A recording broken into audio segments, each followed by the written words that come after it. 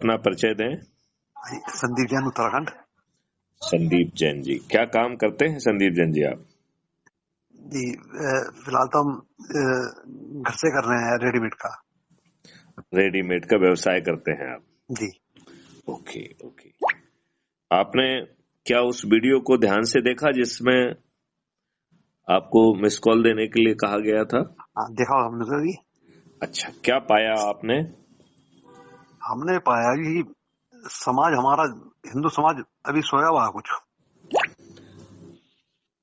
आपने बिल्कुल ठीक पाया। जी। आप उसमें जो उपचार बताया गया है वो आपने समझा क्या? उसमें हमने समझने में तो ये समझिए कि कुछ अपनी ही बातें समझिए। आप बताएं क्या समझ में आया आपको? व्यक्ति को जागृत करना पड़ेगा। क्या व्यक्ति को जागृत करना कठिन है या सरल है? बहुत सरल है। बिल्कुल। कि यदि हम व्यक्ति को अपना हिस्सा माने तो जी, बहुत आसान है। दूर यदि नहीं, हम व्यक्ति को लोग मानेंगे तो बहुत कठिन है। दूर नहीं करना होगा उससे। हाँ, मेरा कहना यह है जी। कि कोई लोग है ही नहीं, सब अपने हैं। ठीक है ना? सब अपने हैं। बिल्कुल। यदि हम किसी भी व्यक्ति की बात करें तो वो किसी न किसी का परिवार का हिस्सा है, बिल्कुल है। किसी न किसी का रिश्तेदार है, हकीकत है। किसी न किसी का मित्र है, किसी न किसी का पड़ोसी है। यदि युवा है तो किसी न किसी के पड़ोस में रहने वाला युवा है। यदि बुजुर्ग है तो किसी न किसी के पड़ोस में रहने वाला बुजुर्ग है। जी। और किसी संगठन से जुड़ा हुआ है तो उस संगठन से जुड़ा हुआ व्यक्ति है जिनसे कि हम वर्षों से जुड़े हुए हैं। हकीकत है। तो यदि हम उन लोगों को अपनी व्यक्तिगत कैपेसिटी में, अपने व्यक्तिगत विश्वास में जगाएं तो ये काम मात्र 9 दिन में संभव है। कोई ज्यादा मुश्किल काम नहीं है ये। और सबसे बड़ी अच्छी बात ये है, लगन होनी चाहिए व्यक्ति में। एक तो लगन है और शपथ लेना चाहिए। हम्म, इतना बड़ा काम जो है बिना हम्म, संकल्प और शपथ के संभव ही नहीं है। हम्म। आपने नाम क्या बताया था अपना? संदीप जैन। संदीप जैन जी। तो जी। संदीप जैन जी, मेरा आपसे कहना है कि अभी जो नया आईपीसी आया है और हम्म, जिसमें कि ड्राइवर्स वगैरह को ये कहा गया है कि वो एक्सीडेंट की सूचना दें, उसको अस्पताल पहुंचाएं, बिल्कुल सही है। जिसमें कि ड्राइवर्स को नागवार गुजरा है।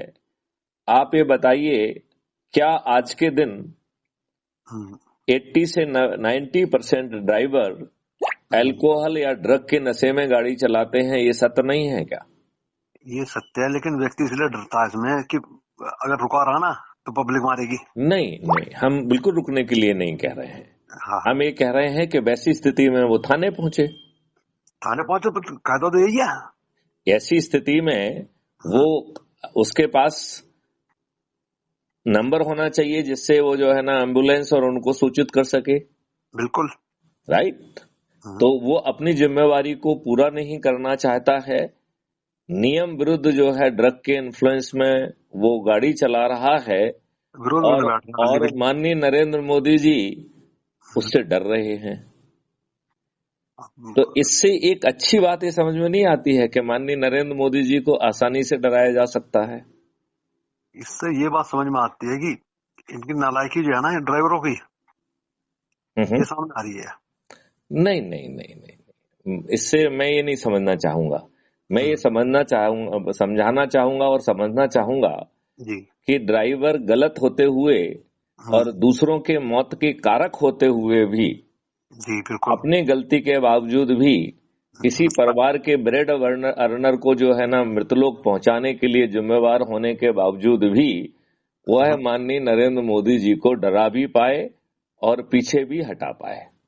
बिल्कुल इसी काम पे लगे रहे हैं। राइट। अब मेरा कहना है कि ये काम हमें क्यों नहीं करना चाहिए?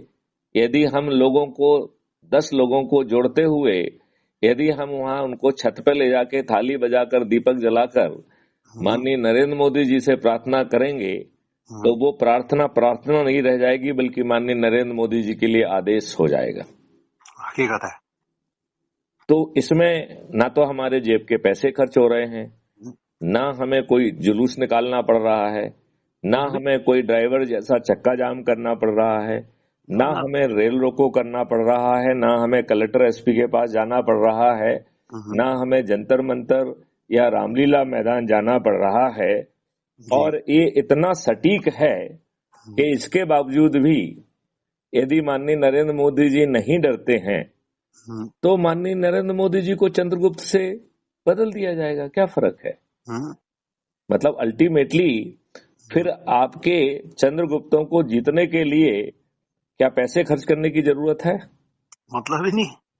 जब आम आदमी छत पे चढ़ के जो भी चंद्रगुप्त अधिक से अधिक लोगों को जोड़ेगा, उसका समर्थन करेगा और शपथ लेगा कि यदि माननीय नरेंद्र मोदी जी नहीं मानेंगे तो हम अपने चंद्रगुप्त को जिताकर 21 लक्षों को जमीन पर उतार देंगे, तो आपको नहीं लगता है कि जो भयावह स्थिति आज बन रही है और आपकी कोई चिंता ही नहीं पाल रहा है?